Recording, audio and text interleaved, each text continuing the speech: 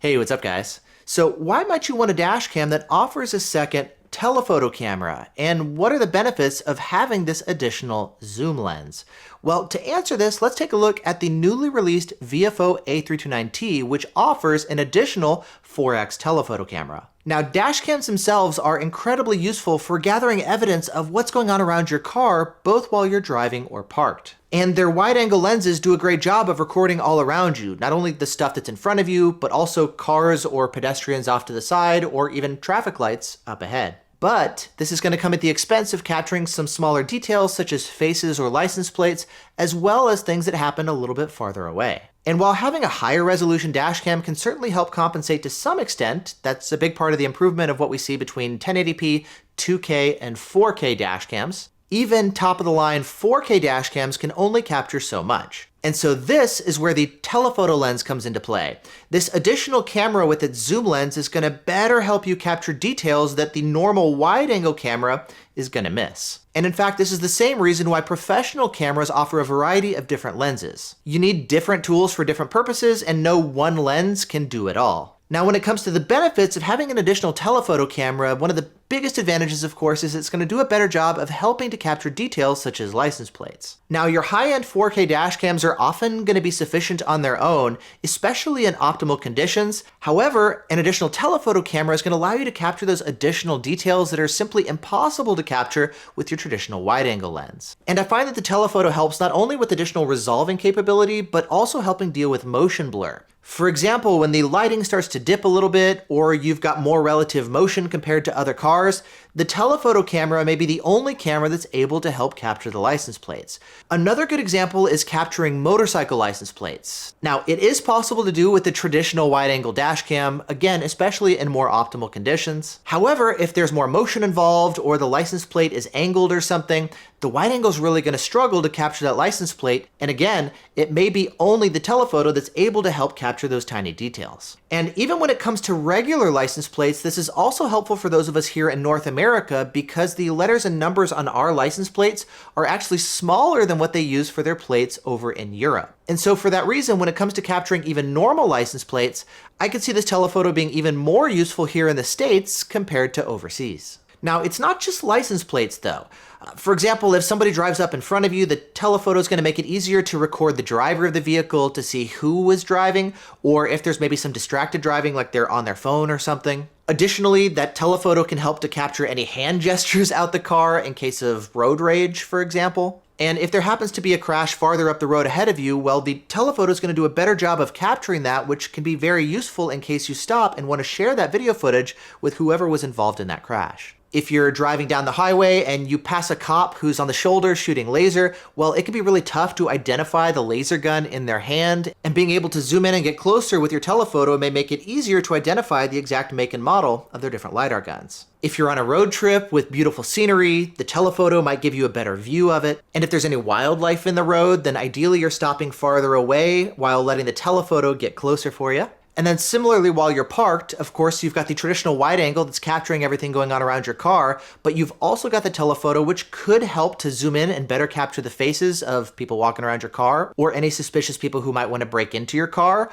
Or if they want to break into people's cars up in front of you, well, again, the telephoto can help you better record those details that you can share with your friends and family and neighbors. Or if there's a getaway car that's not parked right in front of you, well, again, the telephoto can help you better capture the plate as that car speeds off. And so while the front-facing wide-angle camera is still going to be the main camera that you're going to be relying on, the additional telephoto camera can help you to capture those details that the main wide-angle camera might miss. Now that said, the telephoto can also miss some details too. For example, because it has a narrower field of view, that does mean that it's going to be missing capturing some details off to the side, such as when you're maybe rounding a bend in the road. For example, in this clip here, the telephoto misses this first black SUV and just gets a little sliver of the side.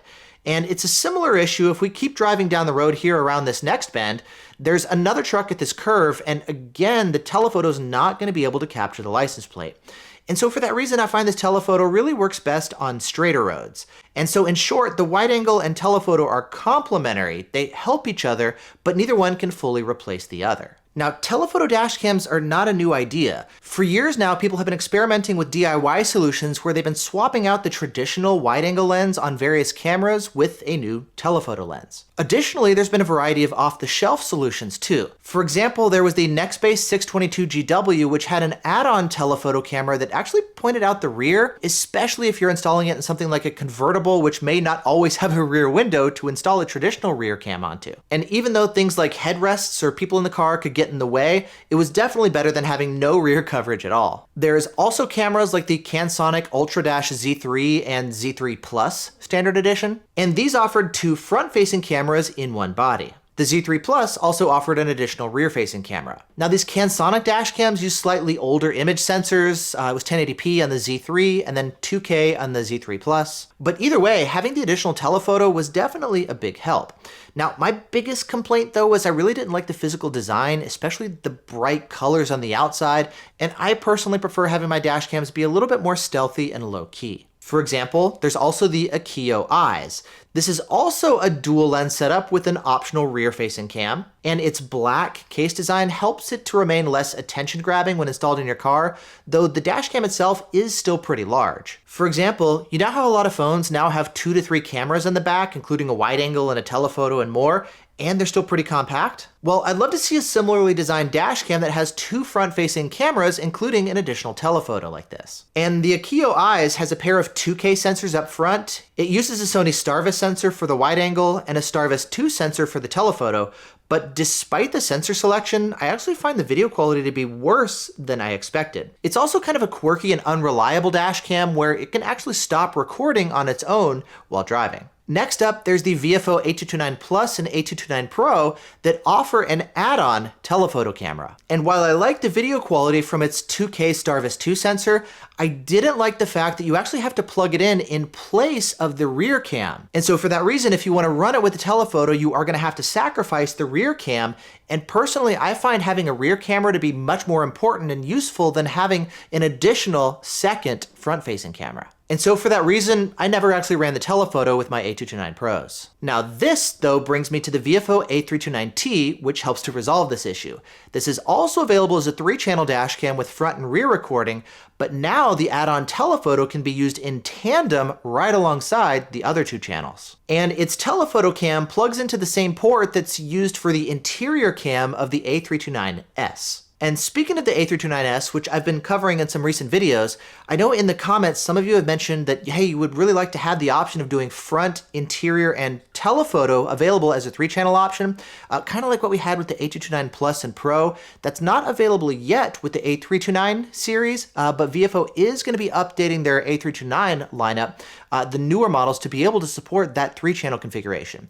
I actually tried parting out my A329S and T and putting them together, and it doesn't work yet, but after an upcoming update, you are going to be able to do that. And for all of my testing here with the A329T, I've been running it here as a 3-channel setup to give me the front, rear, and front telephoto cameras. And in fact, all of the sample clips from this video, unless explicitly marked otherwise, are from this A329T. And this dash cam can record at 4K up front, as well as 2K in the rear and 2K in the telephoto, and all 3 of the dash cams feature Sony Starvis 2 sensors. Additionally, to maximize video quality, all the testing that I've been doing with the dash cam has been with recording individual video files.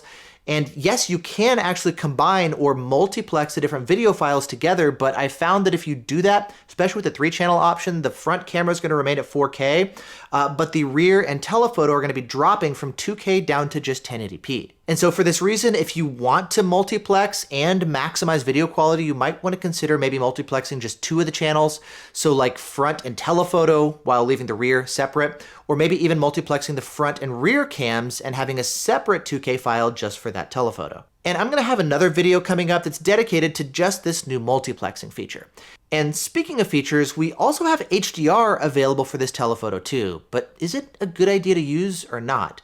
Well, it looks like it's going to be very similar to what we're seeing with the traditional front and rear cameras, where it's going to work best at night, but maybe not a good idea to run in the daytime. And the reason I say this is that at night, when you've got your bright headlights shining on reflective license plates, it can overexpose the plates, but HDR is going to help compensate so you can still read those license plates. Additionally, HDR can also be helpful when dealing with motion blur and driving past cars at night too. Now in the daytime though, because HDR functions by combining two different exposures into one frame, it can actually make things a little bit worse when you're dealing with motion. You see, when things are relatively stationary, it's okay here with the telephoto, even with HDR turned on.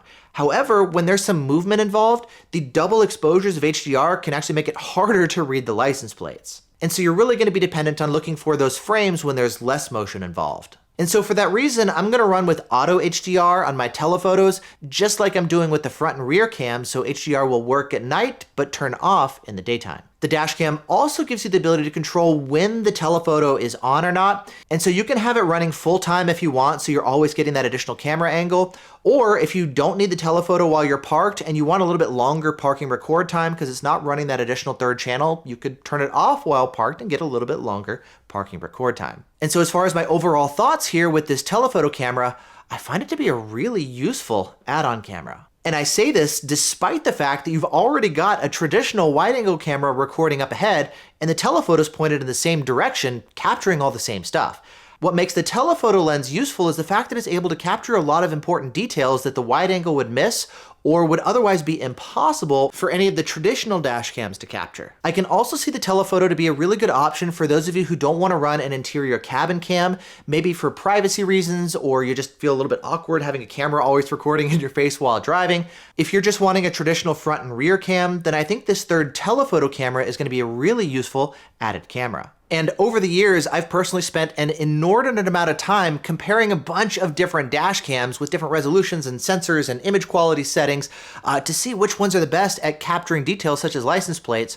And what I found here with the telephoto, especially the telephoto here in the A329T, is it's simply the best option I've ever seen to capture those important details like license plates, and its capabilities are head and shoulders above anything that I've ever seen with any 4K wide-angle dash cam ever.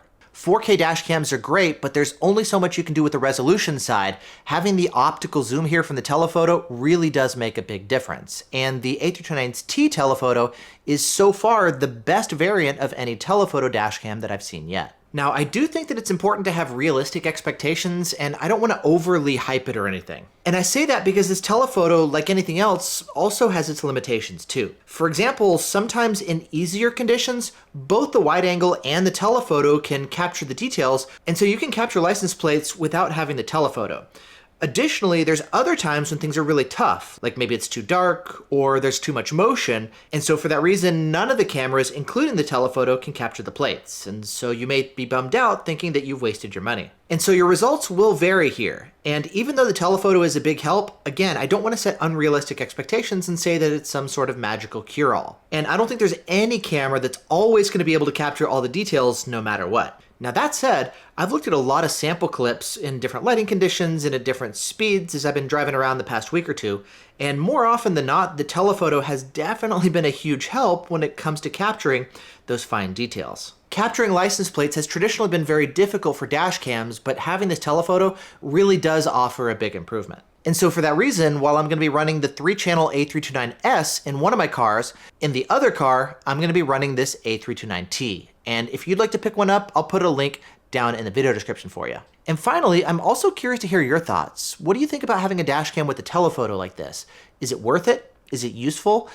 Would you pick one up? And similarly, if you are looking to pick something like this up, what do you think about the A329T with the telephoto versus the A329S with the interior cabin cam? Which one do you think is a better add-on camera? Having the interior and side coverage of the A329S or having the front-facing telephoto of the A329T? Let me know down in the comments. I'm definitely curious to hear your thoughts. And with that said, stay tuned for more testing, more comparisons, and more videos. And down in the video description, you'll find links to all of the other videos that I'm doing of this A329S and A329T series of Viofo's new flagships. Thanks so much for watching. Hope you're all doing great, and I'll see you in the next one.